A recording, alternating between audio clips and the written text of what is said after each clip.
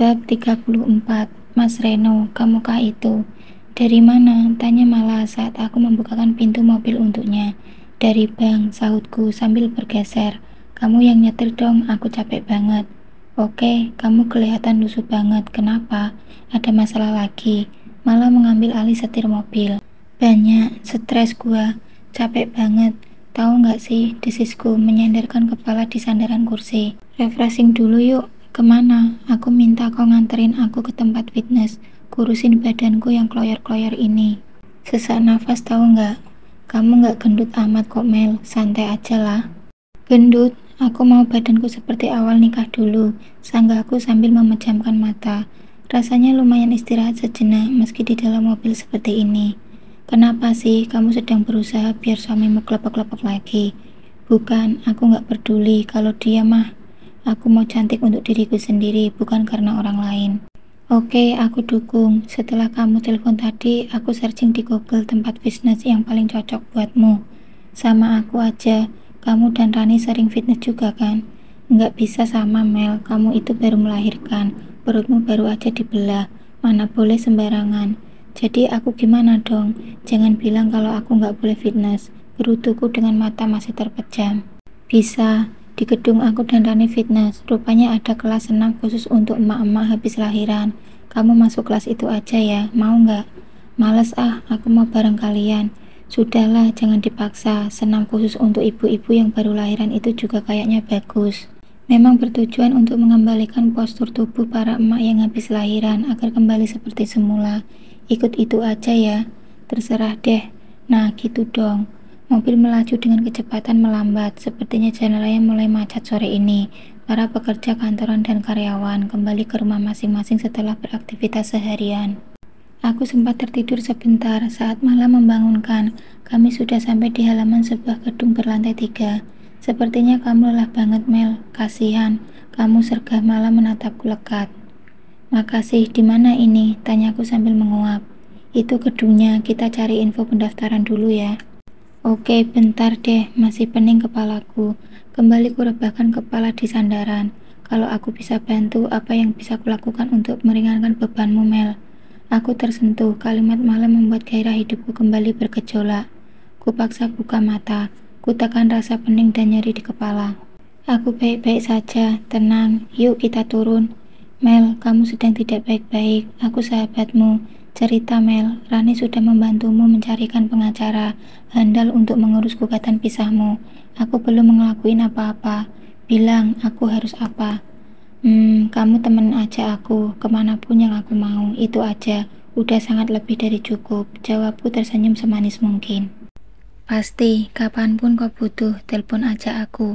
Kami berdua turun, lalu memasuki gedung, malah menarikku ke dalam ruangan kantor. Gadis itu terlihat mulai sibuk tanya-tanya. Aku hanya mengawasi suasana gedung. Jujur, baru kali ini aku masuk ke tempat ini. Banyak orang hilir mudik dengan berpakaian minim dan seksi. Ups, bukan, itu kostum. Aku belum punya kostum seperti itu. Aku akan ajak malah membelinya nanti. Mel, seminggu 3 kali. Hari dan jamnya kamu boleh pilih. Terus isi biodata ini. Panggil malah sesaat kemudian. Mataku tiba-tiba menangkap sosok yang membuat jantungku berdebar. Seorang pemuda menggunakan sweater, topi berwarna hitam, tiba-tiba melintas. Aku melihatnya sekilas, tapi entah kenapa aku sangat penasaran. Postur tubuhnya seperti sangat ku kenal, tapi aku lupa siapa. Wajahnya tidak sempat kutangkap karena tertutup topi. Pilih yang mana Mel? Tanya malah sekali lagi. Tolong kamu pilihkan aja deh, sekalian isi biodatanya. Sahutku berjalan keluar dari ruangan. Mataku liar mencari pemuda tadi. Aku menemukannya di depan lift. Bagaimana caranya agar aku bisa mendekatinya ya? Aku juga tidak mau ketahuan. Serombongan anak muda laki-laki dan perempuan berjalan menuju lift. Segera aku bergabung dengan mereka. Begitu pintu lift terbuka, aku ikut masuk, mengambil posisi di sudut. Pemuda itu ikut masuk. Dia menekan angka 3. Saat dia keluar, segera aku mengikutinya dari belakang. Aku mengendap saat dia masuk ke dalam ruangan gym. Seseorang langsung melambai begitu dia memasuki ruangan. Aku memperhatikan tingkah mereka dari jauh. Hatiku langsung syok begitu dia menerima sesuatu dari orang tersebut. Benda itu dimasukkannya ke dalam saku. Tidak lama dia langsung berbalik. Aku bersembunyi di balik dinding. Saat dia mulai berjalan kembali menuju lift, jantungku berdebar hebat.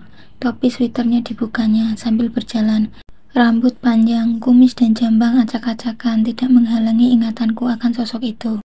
Itu Reno. Astaga, kenapa dia jadi begini?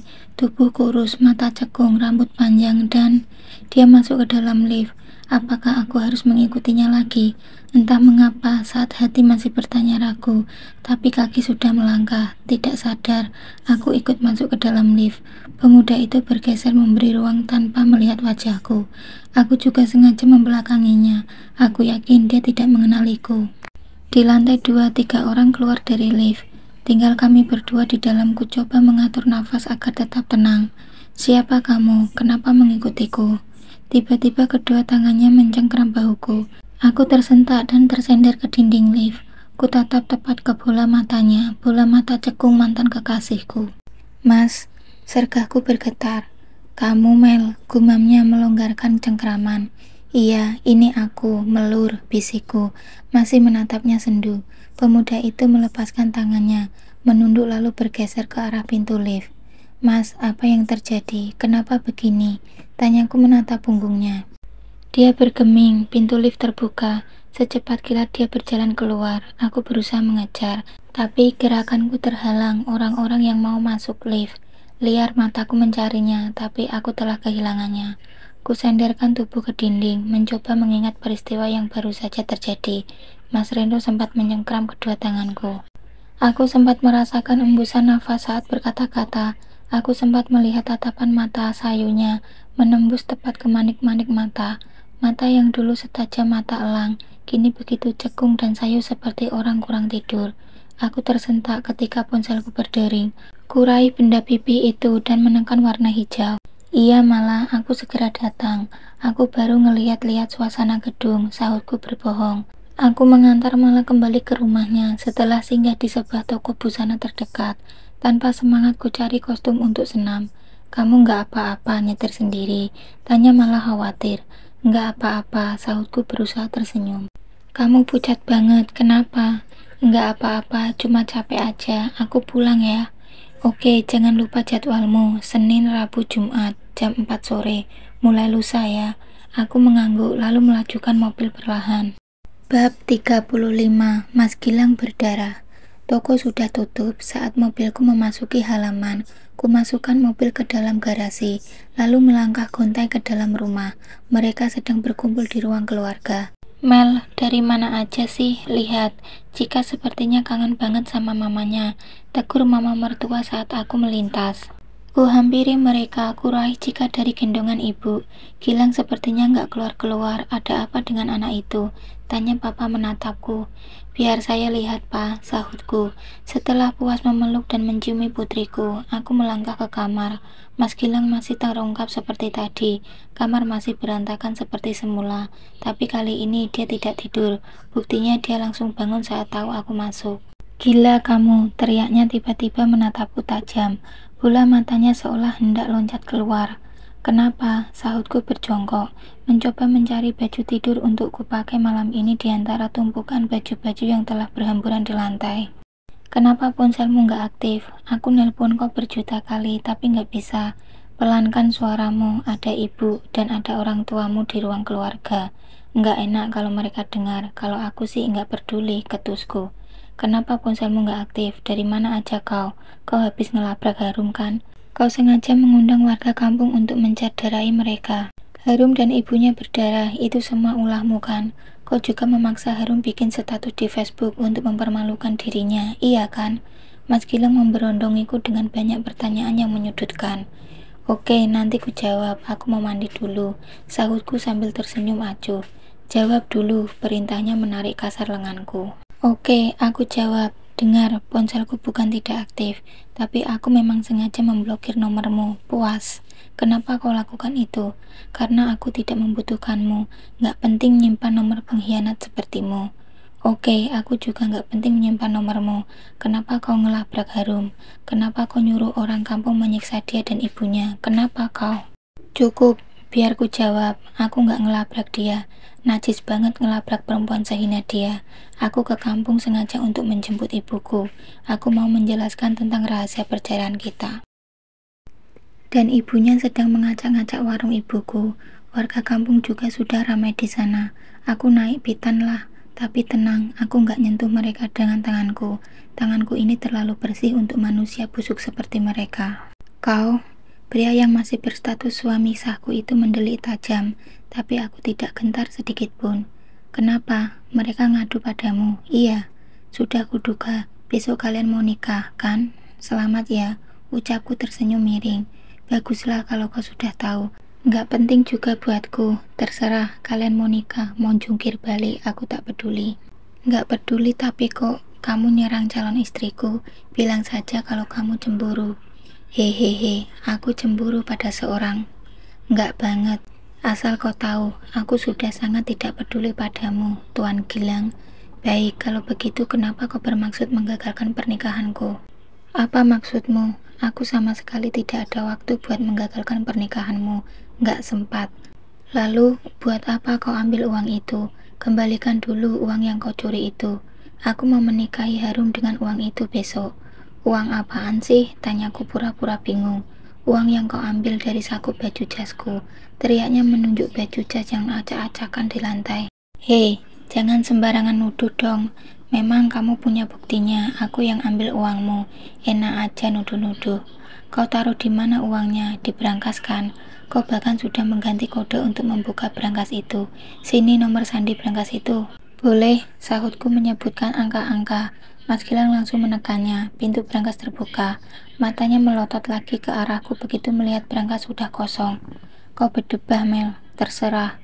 Ketusku melangkah ke kamar mandi. Bagaimana aku bisa menikah kalau uangnya sudah raib? Kau yang mengambilnya.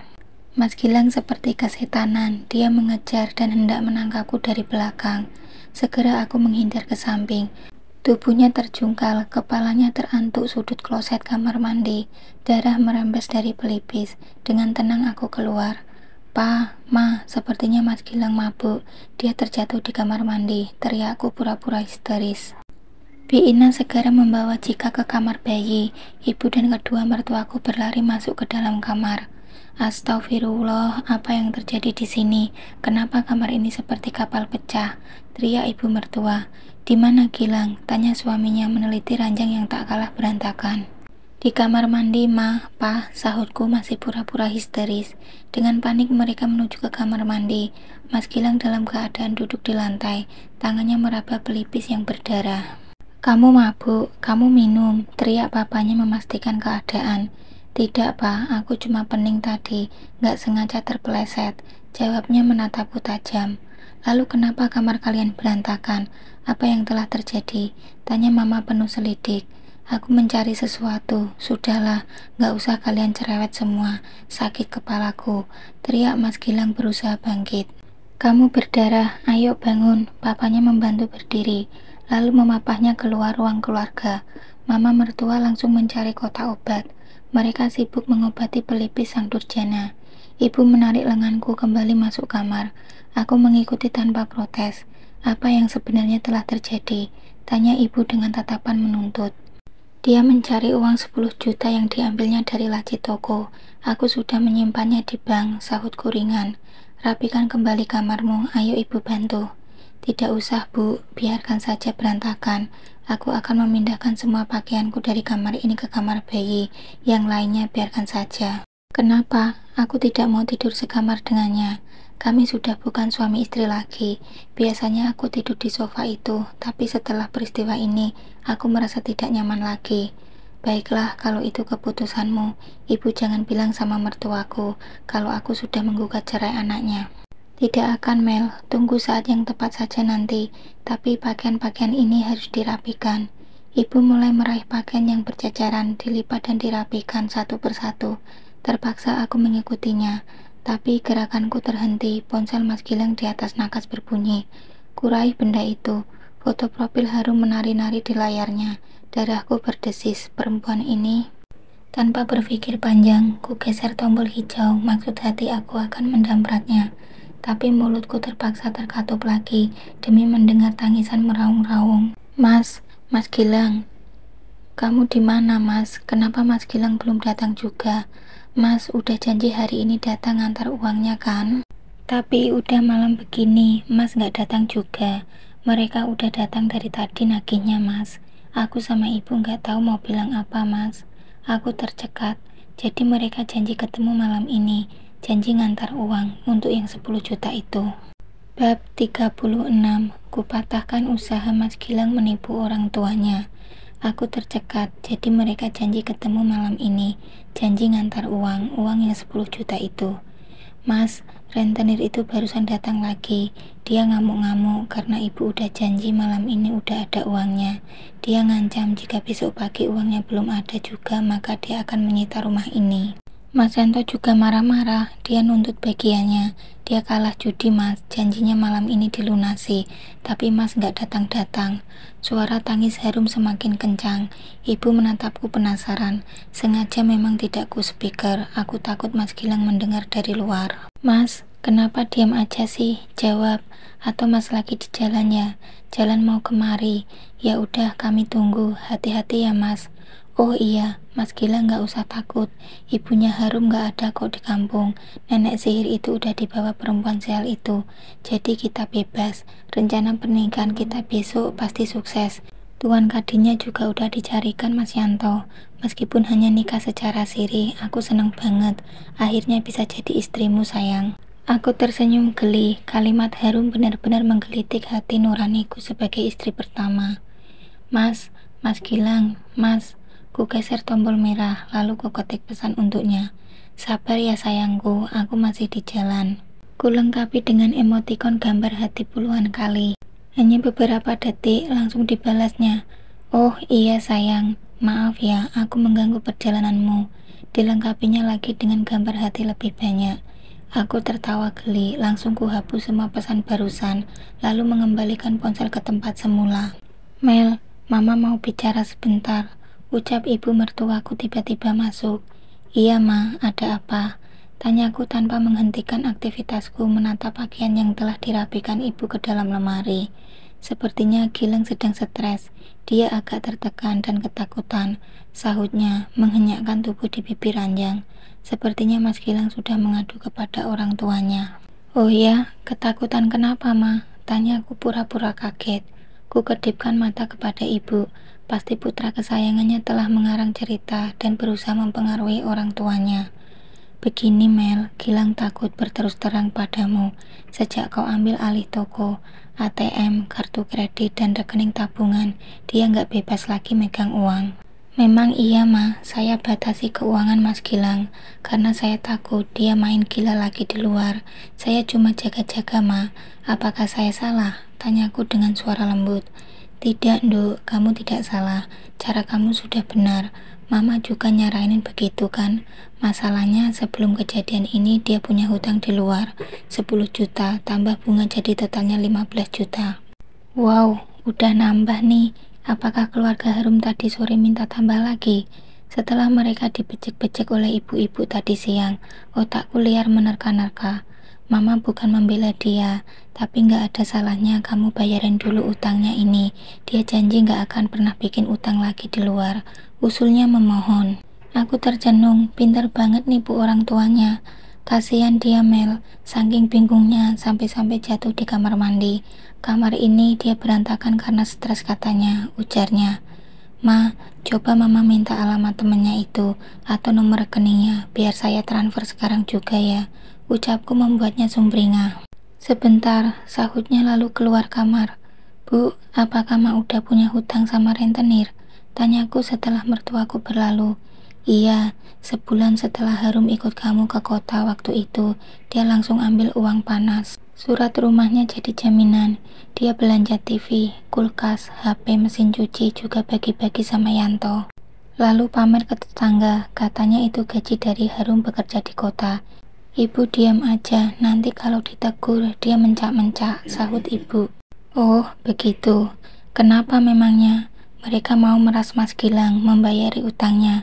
Rentenir itu mau mengambil rumahnya. Oh, ibu menutup mulut karena mertuaku balik lagi. Mel, kata Gilang biar dia saja yang bayar. Gilang minta uang kontan saja. Tolong kamu sediakan ya, Mel. Maaf mah, uang kontan gak ada di rumah. ATM jauh dari sini. Lagi pula terus terang saja, saya gak akan izinkan lagi dia megang uang banyak. Kalau memang dia punya utang, saya sendiri yang akan membayarnya. Ini sudah menjadi keputusan saya. Suaraku meninggi, tapi senyum tak lepas dari bibir. Sudahlah kalau begitu. Tiba-tiba papa mertua berbicara di ambang pintu. Aku bangkit, menghampirinya sambil tersenyum. Papa marah sama saya, tanyaku lembut.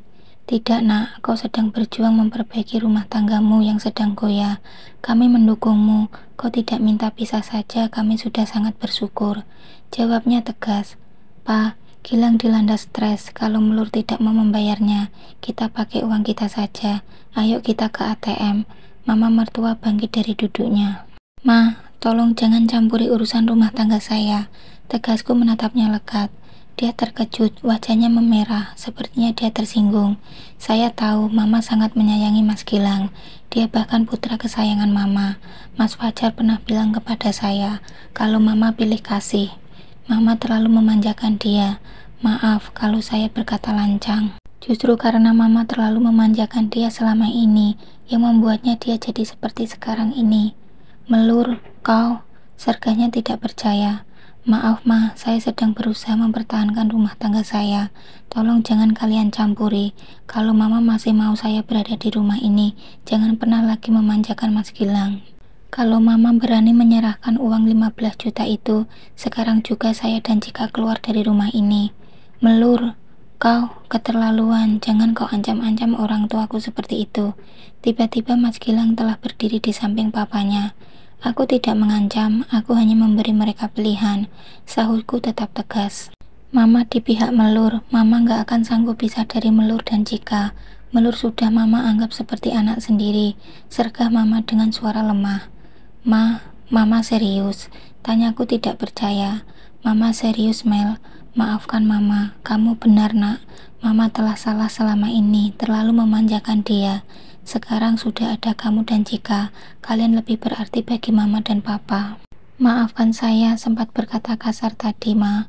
Lirihku menghampiri dan memeluknya. Tidak, Nduk, kamu sudah berbuat yang benar. Semua kalimatmu juga benar. Mama terlalu tegas selama ini kepada Fajar. Sementara kepada Gilang, Mama lembek. Fajar sering protes dulu, tapi Mama tetap lebih memanjakan Gilang. Sekarang Mama sudah mendapat balasannya. Fajar tidak sayang pada Mama. Sedang bulan, sudahlah, Mama gak sanggup memikirkannya. Yang penting kamu tetap sayang pada Mama ya Mel. Mama mau istirahat dulu. Mama tiba-tiba capek. Tuturnya memegangi dada. Mama gak apa-apa, tanyaku memapah menuju kamarnya. Mama gak apa-apa. Aku sempat khawatir kalau penyakit jantungnya kambuh. Papa dan Mas Gilang juga terlihat sangat khawatir. Kubaringkan dia, lalu kuselimuti kakinya. Bab 37. Ternyata harum hamil. Jangan pergi Mel, jangan minta pisah dari Gilang ya. Ucapnya memegangi lenganku. Kuliri anak kesayangannya. Sorot mataku penuh ancaman. Lelaki itu menunduk. Aku mengangguk, ku bentuk lengkungan di kedua sudut bibir. Perempuan itu balas tersenyum lega. Setelah dia tenang, aku kembali menuju kamar. Ranjang masih berantakan, tapi bersyukur pakaian sudah rapi kembali. Berkat bantuan ibu, ku minta ibu beristirahat di kamar tamu. Itu sudah menjadi kamar ibu untuk sementara dia tinggal di rumahku. Kurai selimut dan bantal. Aku akan tidur di kamar Cika. Bi Ina biar tidur di kamar belakang. Tapi langkahku terhenti, lenganku ditahan oleh Mas Gilang. Mau kemana? Tanyanya lembut. Mulai sekarang aku tidur di kamar Cika. Sahutku menepis tangannya. Kau lihat Mama, ku mohon jangan tambahi penyakitnya. Tidur di sini saja, pintanya memelas.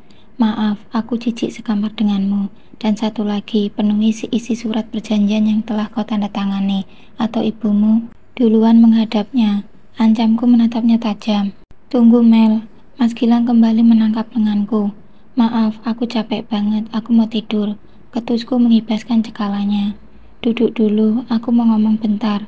Gimana ya, aku itu enek banget lihat muka kamu. Mau muntah, lepasin. Mel, ada yang harus kita bicarakan, sebentar aja. Ucapnya menghibah. Kadang dia bisa bersikap begitu memelas, apalagi kalau keinginannya belum terlaksana. Tapi kalau keinginannya sudah tercapai, dia akan berubah jadi monster. Nggak ada hati sedikit pun. Kali ini apalagi yang mau dilakukannya untuk mewujudkan niatnya? Coba. Oke, akan aku ikuti permainannya. Sampai surat pisah dan hak asuh anak ada di tanganku. Aku akan berusaha bersabar dulu. Setelah itu, sepertinya aku tidak peduli meskipun orang tuanya menahanku. Duduk dulu ya, pintanya menarik lenganku ke tepi ranjang. Aku menepis tangannya, lalu melangkah dan duduk di kursi lemari hias. Dia mengalah, dihenyakkannya tubuhnya di bibir ranjang, tak jauh dari posisiku. Aku sedang terjebak saat ini, Mel, lirihnya dengan ekspresi sedih. Sayangnya aku nggak peduli. Maaf, ketusku acuh. Jujur, aku masih sangat mencintaimu.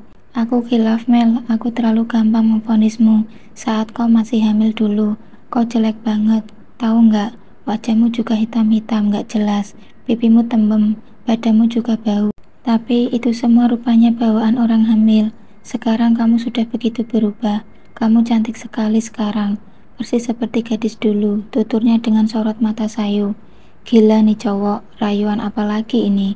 Aku dibilang cantik, padahal aku asli belum mandi loh. Tadi mau mandi, dia keburu terantuk dan berdarah. Hei, laki-laki brengsek, pasti ada maunya nih. Tapi iya juga sih, wajahku kembali nampak cantik sekarang. Padahal ini hasil riasan tadi pagi. Kutatap pantulan wajah di cermin. Benar, aku mulai menemukan wajahku yang dulu, meski belum sepenuhnya.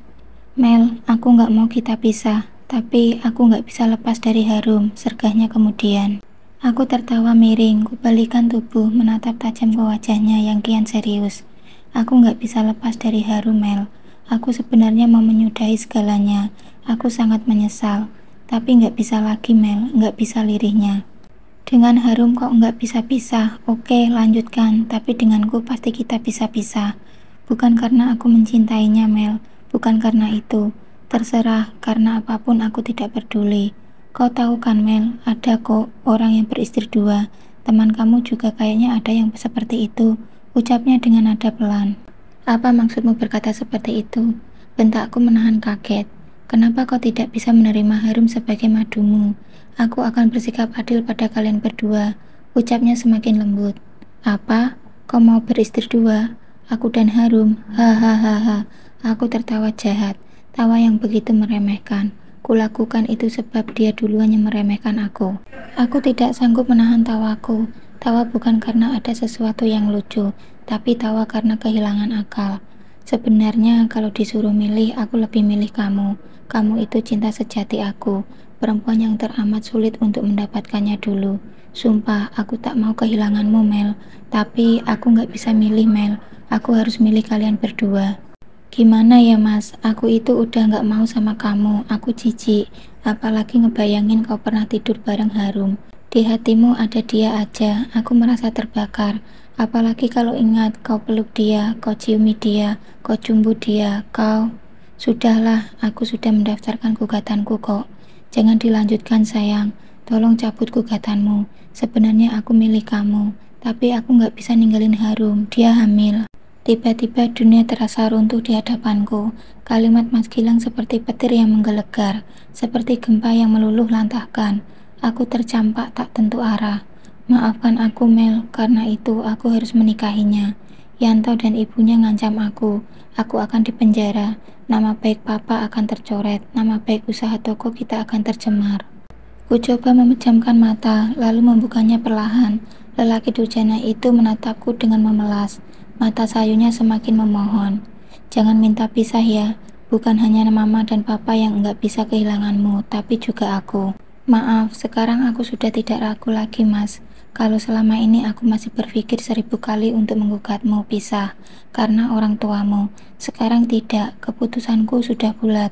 Kalau jika yang selama ini menjadi alasan orang tuamu, toh kini sudah ada anakmu di perut harum. Semoga berjenis kelamin perempuan. Nggak sampai sebulan, mungkin beberapa hari lagi. Surat pisahku harus kau tanda tangani. Liriku menekan perasaan entahlah di dalam dada. Nggak bisa gitu, Mel. Kamu tega membuat jika tidak punya papa. Aku akan segera cari papa baru buatnya. Aku juga nggak tahan lama-lama nggak bersuami. Aku juga ingin dipeluk, ingin diciumi, ingin di... Sindirku tersenyum menahan pedih. Aku tidak akan pernah mau menandatangani surat pisah itu, ancamnya. Wajahnya berubah tegang. Kita lihat saja nanti, kau bisa bertahan atau tidak. Aku tidak takut ancamanmu. Sergahku seraya bangkit. Oke, kau memang keras kepala. Baik kalau kau tetap kekeh mau pisah. Aku butuh uang 15 juta malam ini juga. Cepat sediakan, perintahnya. Berubah sangar, watak aslinya keluar. Maaf, aku bukan siapa-siapamu. Kalau kau mau nikah lagi, minta pada orang tuamu. Tugasku melanjutkan langkah. Aku sudah memintanya tadi, tapi kau mengancam mereka. Pegiknya menarik, lenganku kasar lalu mencampakkan tubuh ke atas ranjang. Cepat sediakan, aku minta uang penjualan dari usaha tokoku, bukan uang ibumu. Perintahnya menatapku tajam, matanya berubah merah menahan amarah. Aku bangkit berdiri, emosiku kian memuncak, rasanya darahku telah mendidih dan menggelegar, sedikit pun tidak ada rasa gentar. Plak, sebuah tamparan sekuat tenagaku melayang di pipinya.